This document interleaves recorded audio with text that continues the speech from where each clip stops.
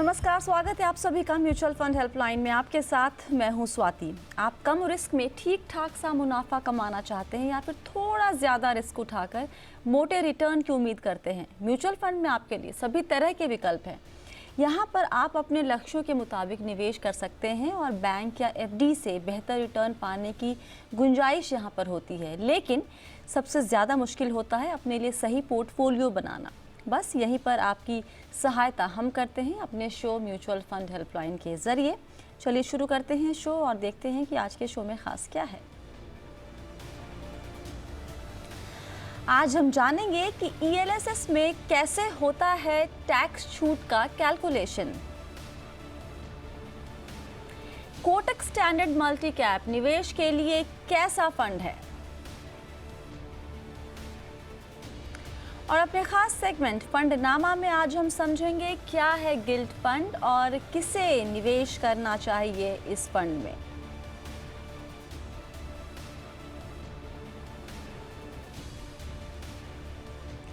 और सवालों के जवाब देने के लिए हमारे साथ हैं investonline.in के फाउंडर अभिनव एंग्रिश। अभिनव, बहुत बहुत स्वागत है आपका शो में। कैसे हैं आप? थैंक यू स्वाति, मैं अच्छा हूँ। आई होप आप और जी बिजनेस के सारे स्टाफ भी सेफ हैं। एकदम बढ़िया, सब बहुत बढ़िया है।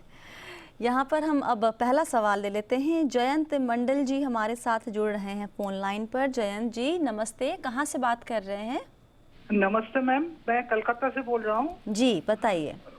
मैम एक्चुअली मेरा पोर्टफोलियो काफी बड़ा है। तो actually 2 large cap, 2 large and mid cap, 2 mid cap और 4 मल्टी कैप और 3 स्मॉल कैप। अच्छा, अरे बाप रे। तो पोर्टफोलियो काफी बड़ा होता गया और क्योंकि मैं करीब 2 साल से ये म्यूचुअल फंड हेल्पलाइन देख रहा हूँ, देखे देखे मैंने पहले 5000 करके मैंने इन्वेस्ट किया, तो अभी वो बढ़ते बढ़ते मेरा 20,000 पर फंड हो गया। करीब अराउंड 2,40,000 पर मंथ मेरा एसआईपी है। बहुत बढ़िया। तो एक्चुअली मैम ये मैंने करीब 2.5 साल से चल रहा है ये म्यूचुअल फंड। तो मेरा कॉर्पोरेट जो है वो मैं 15 साल बाद 16 साल बाद मेरा रिटायरमेंट है। अच्छा। तो उसके बाद मैं और 20 साल तक मुझे पैसे की जरूरत नहीं है अभी। ओके। तो मैं ये फंड कैसा है ये मैं पूछ रहा हूँ मैं। ओके, और आपका टारगेट है 20 करोड़ रुपए का? 20 करोड़ करीब। 12 एसआईपी, 2 लार्ज कैप ठीक है, 2 लार्ज मिड कैप पता नहीं, लेकिन 4 multi cap. Okay. Abhinav ji, funds वैसे बुरे नहीं, सिलेक्शन ऑफ फंड खराब नहीं है, लेकिन आपको लगता है 12 बहुत ज्यादा है? स्वाति बहुत ज्यादा ही नहीं है। देखिए स्वाति, कोई फंड खराब हो अच्छा हो, ये I think this should be a second selection जब आप किसी का पोर्टफोलियो डिजाइन कर रहे हैं या जब आप प्लान कर रहे हैं। I think what is most important here is कि ये एक बहुत अच्छी चीज है जयंत जी कि इनका एक गोल और टारगेट सेट है और इनका माइंड सेट है कि इनको 20 इयर्स तक इन्वेस्टमेंट करना है और इन्हें फंड्स की जरूरत नहीं है। This is a fantastic thing. वो बहुत इंपॉर्टेंट है एक हमारे लिए एज एन एडवाइजर और एक इन्वेस्टर के लिए समझना कि आपके इवेंचुअल गोल्स और टारगेट्स क्या हैं। आई थिंक जो एक छोटी सी मैं कहूँगा गलती है ये है कि ऑफ कोर्स जो हम ये शो करते हैं म्यूचुअल फंड हेल्पलाइन, इसका पर्पस ही है कि हम एजुकेट करें। और आई थिंक जो ये जो गलती हुई है जैन जी से कि हर शो के हिसाब से जो मैक्सिमम स्कीम्स के नाम सुने होंगे, किस पर्पस से होंगे मुझे नहीं पता, उसके हिसाब से ये स्कीम्स पिक करते गए। हालांकि स्कीम्स अच्छी हैं, पर मेरे हिसाब से किसी भी पोर्टफोलियो में 4 या 5 स्कीम से ज़्यादा की ज़रूरत नहीं है एट ऑल। और अगर ये रेगुलरली शो देख रहे हैं तो हम भी कंटिन्यूसली हम सबको यही सजेस्ट करते हैं इन्वेस्टर्स को कि आप वैसे भी म्यूचुअल फंड में इन्वेस्ट कर रहे हैं तो आप डाइवर्सिफाइड हैं। अनलेस आपकी स्कीम कोई कंसिस्टेंटली अंडर परफॉर्मिंग है आपके बेंचमार्क से या फंड मैनेजर वो रिटर्न्स नहीं दे पा रहा है ऑन अ कंसिस्टेंट बेसिस। ये बहुत जरूरी है समझना, कंसिस्टेंट बेसिस। और कंसिस्टेंट ये नहीं होता है कि आप हर महीने चेक करें, आप साल या 3 साल के भी एवरेजेस के साथ से देखें तो उसे हम कंसिस्टेंट कहेंगे और उसको कंटिन्यूसली चेक करना जरूरी है। अगर वहां पे आपको लगता है कि इनकंसिस्टेंट है और वॉलेटिलिटी ज्यादा है फंड में जो आपके गोल को सूट नहीं कर रही है, तो आप स्कीम चेंज करें, ना कि आप वो स्कीम को का निवेश उसी में रखकर आप नई स्कीम सेलेक्ट करें। जबकि इनकी स्कीम्स अच्छी भी हैं, मुझे कहना पड़ेगा कि इनको पोर्टफोलियो काफ़ी प्रून करना चाहिए। मेरे हिसाब से 50% स्कीम्स ही होनी चाहिए इनके पोर्टफोलियो में। तो या तो ये मेरे large cap, HDFC mid cap, Axis mid cap, Motilal multi cap, इन स्कीम्स को पोर्टफोलियो से कम करके दूसरी स्कीम्स में यही अमाउंट ऐड करें। ओके। बिकॉज़ ओवर डाइवर्सिफिकेशन की वजह से इनके ये रिटर्न्स आना बहुत मुश्किल है। मैं ये नहीं कह रहा हूँ रिटर्न्स नहीं आएँगे, but it is a better way to manage the portfolio going forward. Jayant ji. हाँ हाँ, मैंने सुना मैम। जी, कुछ और भी? मोतीलाल मैम, और एक बात है, ये जो मेरा जो कॉर्पस ये जो आ रहा है मेरा म्यूचुअल फंड्स का जो एसआईपी का अमाउंट, ये मेरा एक बैलेंस एडवांटेज फंड था, तो वहां से आ रहा था। तो इस साल से तो बैलेंस एडवांटेज फंड ये मतलब डिविडेंड आ रहा था, तो डिविडेंड अब टैक्सेबल हो गया। अच्छा, तो मैं कैसे मैनेज करूंगा? ये तो इतना अमाउंट, वही तो मैं सोच रहा हूँ ये कि आपके पिताजी के निवेश से आ रहा था? यस अच्छा, मैम। ओके। क्या अप्रोच लेना चाहिए यहाँ पर अभिनव इन्हें? देखिए, डेफिनेटली स्वाति, इस साल से डिविडेंड टैक्सेबल है। डिविडेंड की इनकम में ऐड होगा, तो जो भी इनकम ब्रैकेट में, मैं समझता हूँ अगर ये महीने के 2.5 लाख रुपए इन्वेस्ट कर रहे हैं जी। तो नेचुरली ये टैक्स ब्रैकेट में आएंगे। तो कोई सेंस नहीं होता है कि ये डिविडेंड ऑप्शन ले इनको, बल्कि इमीडिएटली अपना एसआईपीज को भी मूव ग्रोथ में करना चाहिए। और जो बैलेंस एडवांटेज इन्वेस्टमेंट्स भी हैं इनके, वो भी उन्हें में ही मूव करके वहां से सिस्टमैटिक विड्रॉल प्लान लेनी चाहिए। अच्छा, बैलेंस एडवांटेज फंड भी एक इक्विटी ओरिएंटेड टैक्सेशन में ही आता है। उसमें आपकी शॉर्ट टर्म टैक्सेशन 15% के हिसाब से होगी, और अगर ये निवेश 1 साल से ज़्यादा लंबा चल रहा है तो नेचुरली वो लॉन्ग टर्म टैक्सेशन में आएगा जो 10% के हिसाब से, तो वो टैक्स वाइज काफ़ी बेनिफिशियल होगा उनके लिए। तो इसको रीस्ट्रक्चर करना ज़रूरी है। एक स्वाति बहुत इंपॉर्टेंट पॉइंट मैं बताना चाहूँगा, आई होप ये किसी को कंसल्ट कर रहे हैं जो रेगुलरली इन्हें एडवाइस और सलाह दे रहा है कि कहाँ आपको इन्वेस्ट करना है, कैसे टैक्सेस आपको मैनेज करना है, आप गोल्स कैसे रीच करेंगे and so on and so fourth. हालांकि डू इट योरसेल्फ एक अच्छा ऑप्शन है इन्वेस्टर्स के लिए, पर आई थिंक एक एडवाइजर के साथ भी डिस्कस करना और उनसे अपना प्लान बनवाना और रेगुलरली उसको मॉनिटर करवाना कि गोल्स के पास हैं, कैसे रीच होंगे, या कभी कोई स्कीम्स का सिचुएशन क्या है, जैसे ये भी एडवाइस है, तो ये एडवाइजर का साथ लेना बहुत ज़रूरी है। तो मेरा इनके लिए स्ट्रॉन्ग रिकमेंडेशन है कि वो एक सलाहदार भी अपने साथ रखें। तो जयंत जी। मैम। हाँ, तो क्लियर हो गया ना? हाँ मैम, क्लियर हो गया मैम। ठीक मैम, है। ये जो एसआईपी है सब ग्रोथ में है, सिर्फ बैलेंस एडवांटेज फंड का जो है वो डिविडेंड तो वहाँ से भी यही सलाह दे रहे हैं कि आप ग्रोथ में कन्वर्ट कर लीजिए और उसके बाद एसडब्ल्यूपी के जरिए पैसे वहाँ से निकाल लीजिए ना। Yes ma'am. चलिए अगला सवाल लेते हैं। प्रीतिमय जी का सवाल आया है कोलकाता से, उन्होंने अपना सवाल ईमेल किया है। इनके पास Kotak standard multi cap fund है जिसके 3 साल के परफॉर्मेंस को देखकर ये बहुत ही ज़्यादा निराश है। फंड साइज़ को लेके भी इनको थोड़ा कंसर्न है। जानना चाहते हैं कि 20 साल के लिए अगर निवेश कर रहे हैं तो फिर मल्टी कैप में क्या करना चाहिए। कोटक स्टैंडर्ड मल्टी कैप का 3 साल का एसआईपी रिटर्न जो है अभिनव, मैं अभी चेक कर रही थी, करीब 1.17% का CAGR दिखा रहा है। जाहिर सी बात है डिसअपॉइंटमेंट होगी। करना क्या चाहिए लेकिन अगर नज़रिया 20 साल का हो तो? देखिए स्वाति, फर्स्ट क्वेश्चन जो मैं आंसर करना चाहूँगा, अगर आपका नज़रिया 20 साल का है तो 3 साल में हिकअप्स नहीं आने चाहिए। जैसे हमने प्रीवियस कॉलर में से भी बात करी थी, हमने सजेस्ट किया था कि आप एक 3 साल के पीरियड के हिसाब से फंड को इवैल्यूएट करें over a period of time. Naturally in the last 3 years fund ने रिटर्न्स नहीं बनाए हैं, या नहीं इन्वेस्टर्स ने रिटर्न्स नहीं बनाए हैं। बट देखिए, आपको फंड का कॉम्पोजिशन और फंड का इन्वेस्टमेंट थोड़ा सा समझना ज़रूरी है। ये मल्टी कैप स्ट्रैटेजी है तो नेचुरली ये अपना allocation large cap, mid cap, small cap के बीच में चेंज कर सकते हैं। फिलहाल इनका 75% एक्सपोजर लार्ज कैप में है, सिर्फ 23% मिड कैप और बाकी एक छोटा पोर्शन स्मॉल कैप में, प्रैक्टिकली नेग्लिजिबल। अगर आप ये फंड को 5 इयर्स या 10 इयर्स का एवरेज परफॉर्मेंस देखें तो फंड ने काफ़ी अच्छा किया है ओवर लास्ट 5 इयर्स। लाइक करीबन 9% का एनुअलाइज रिटर्न है, और वो 10 इयर्स करीबन 11.5% का है। हैविंग सेड दैट, इनका कंसर्न वैलिड है, बट आपको ये समझना है कि पोर्टफोलियो में होल्डिंग्स क्या हैं। करंट गिराव आई थी बाजार में, उसमें स्पेसिफिकली बैंकिंग काफ़ी हिट हुआ है, जो अभी तक रिकवर नहीं हुआ है, इसकी वजह से पोर्टफोलियो का जो पास के रिटर्न्स थे, उसकी जो कुशन थी वो प्रैक्टिकली कम हो गई है, बाय वर्च्यू ऑफ व्हिच आपके पास रिटर्न्स भी इफेक्ट। हैविंग सेड दैट, मुझे लगता है स्कीम अच्छी है। हर्षा उपाध्याय जो फंड के फंड मैनेजर हैं, उन्होंने काफी अच्छा काम किया हिस्टोरिकली, और मैं 3 साल में वो फंड को गिव अप नहीं करूंगा। मैं चाहूंगा कि अगले 1 साल 2 साल जो मार्केट की साइकिल है उसकी बेसिस पे इवैल्यूएट करूं और फिर एक जजमेंट लूं कि मुझे ये फंड में इन्वेस्ट करना है कि नहीं। फंड का साइज करीबन 29,000 करोड़ के आसपास है फिलहाल, 29,500 करोड़ के आसपास। बट बिकॉज 75% लार्ज कैप है, तो ये कंसर्न कि वो फंड का साइज बहुत बड़ा है, इसके लिए ज़्यादा वैलिड नहीं है, बिकॉज फंड किसी भी वक्त एक large amount of liquidity arrange कर सकता है, चाहे वो रिडेम्पशंस हैं। ये जो फंड का साइज का प्रॉब्लम है, ये टिपिकली एक स्मॉल कैप या मिड कैप में भी इतना नहीं, पर स्मॉल कैप फंड्स में ज़्यादा आता है, बिकॉज स्मॉल कैप का टोटल मार्केट कैप ही काफ़ी कम है। तो जब लिक्विडिटी क्राइसिस अगर आती है या अर्जेंट लिक्विडिटी स्कीम को जरूरत होती है, तो वो इमीडिएटली स्टॉक्स बेच के उतनी लिक्विडिटी शायद अरेंज नहीं कर पाए, या उनको एक काफ़ी ज़्यादा लॉसेज या अनवांटेड स्टॉक्स भी बेचने पड़ सकते हैं।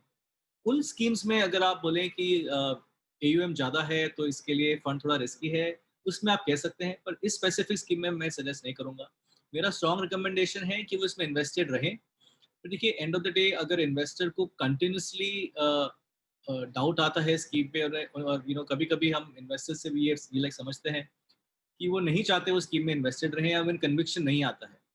अगर वो सिचुएशन है तो मैं ये भी कह सकता हूँ कि अब कैनरा रेबेको इक्विटी डाइवर्सिफाइड फंड है जो दूसरा मल्टी कैप स्कीम है, उसमें इन्वेस्ट कर लें।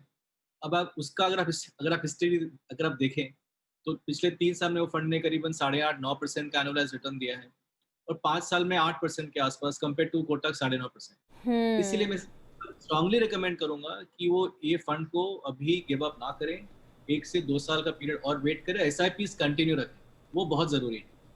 अभिनव, जैसे आपने कहा कि 3 साल में हिकअप्स नहीं आना चाहिए, तो आदमी कितनी देर इंतज़ार करे? मतलब ठीक है, 3 साल तक नहीं, 4 साल 5 साल, मतलब कोई तो एक समय सीमा होगी जहां उसके बाद एक निवेशक का हौसला टूट जाएगा शायद अपने।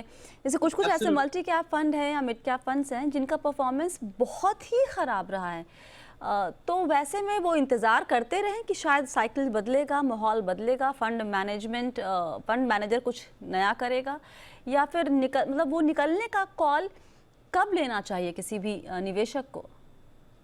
करेक्ट। सो मैं या हम जनरली ये सजेस्ट करते हैं कि आप कम से कम 2 साइकिल्स का वेट करें, मतलब 2-3 साल की जो साइकिल्स होती हैं उसमें फंड को इवेल्युएट करें। वो इसलिए है, अगर हमने भी रिसेंटली एक रिपोर्ट बनाई थी 2008 से लेके 2020 तक के हर कैटेगरी के फंड्स, चाहे वो लार्ज कैप है, मिड कैप है, मल्टी कैप है, लार्ज एंड मिड, सब कैटेगरी के फंड्स हमने लिए थे। अगर आप उसको एनालाइज करें तो आप ये देखेंगे कि जो 2008 से 10 के लार्ज कैप फंड्स थे, उनके रिटर्न्स आज प्रोबेबली लास्ट क्वार्टाइल में हैं, और वो कंसिस्टेंटली लास्ट 6 साल या 7 साल से अंडर परफॉर्म कर रहे हैं। तो उसका ये नेट कंक्लूजन है कि आप हर स्कीम को या हर फंड मैनेजर को आप कम से कम 2 साइकिल्स का उनको आप मौका दें, वो इम्पोर्टेंट है।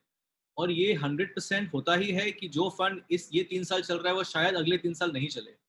इम्पॉर्टेंट ये है देखना कि आपको टॉप परफॉर्मिंग फंड हर 3 साल के साइकिल में नहीं ढूंढनी है। आपको ऐसे फंड्स चूज करने हैं जो आइडियली एक एवरेज रिटर्न, जो एक एवरेज रैंकिंग में चल रही है। तो अगर कोई स्कीम कैटेगरी में 20 स्कीम्स हैं, पर करंटली कोई स्कीम अगर नंबर 1 परफॉर्मिंग रही है लास्ट 1 साल 2 साल 3 साल तक, अगेन ये सब हिस्टोरिक परफॉर्मेंस है, इसलिए फ्यूचर गारंटी कुछ है नहीं कि फ्यूचर में भी स्कीम वैसे ही करेगी। But I would suggest we are better off कि अगर कोई स्कीम है जो 4th और 5th रैंक में है 20 स्कीम्स में, और कंसिस्टेंटली 4th से 7th रैंकिंग की बैंड में चले फॉर द नेक्स्ट, और जो पिछले 10-15 साल से भी है और आगे चल के भी अगर वही बैंड में रहे, तो वो एक बेटर स्कीम है, ना कि आप टॉप परफॉर्मिंग स्कीम को ही सॉर्ट करके ढूंढते रहें। क्योंकि आप वो करेंगे तो हर साल या जब भी आप स्कीम्स को आप इवैल्यूएट करेंगे, आपको कोई नई स्कीम टॉप पे दिखेगी, राइट। तो आप you changing.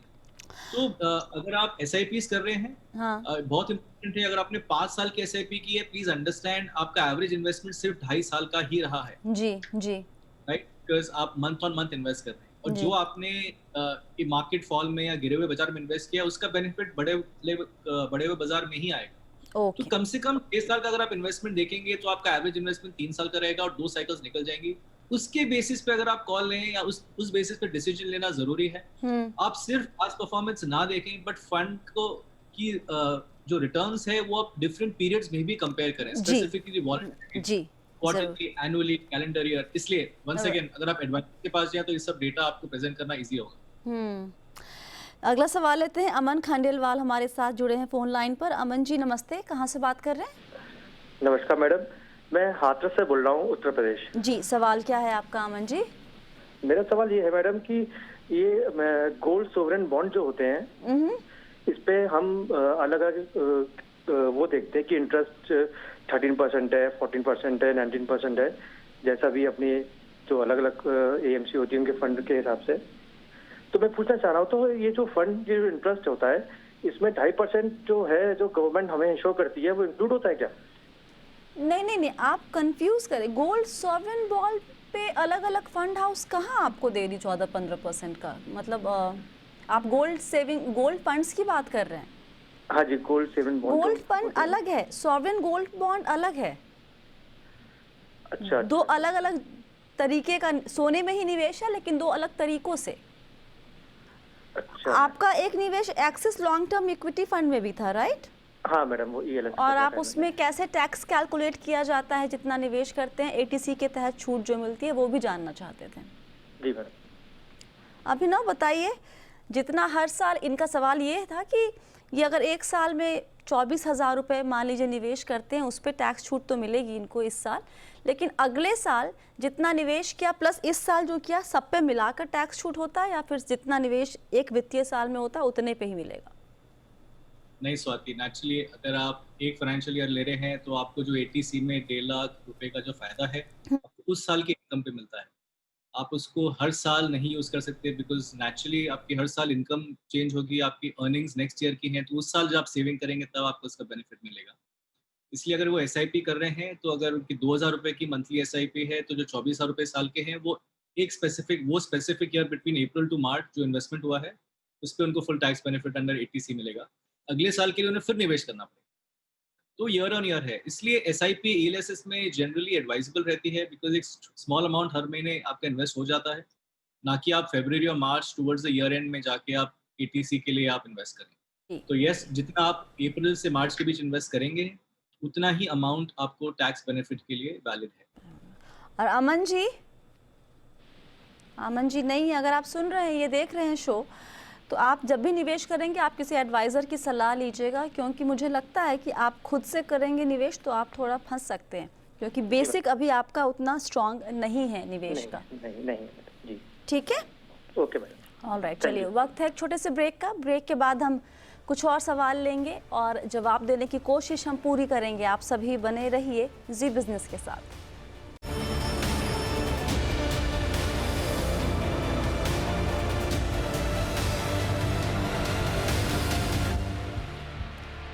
Mutual fund helpline में एक बार फिर से आप सभी का स्वागत है। आज आपके सवालों के जवाब दे रहे हैं हमारे एक्सपर्ट अभिनव एंग्रिश। अब हम रुख करते हैं हमारे खास सेगमेंट फंडनामा की तरफ।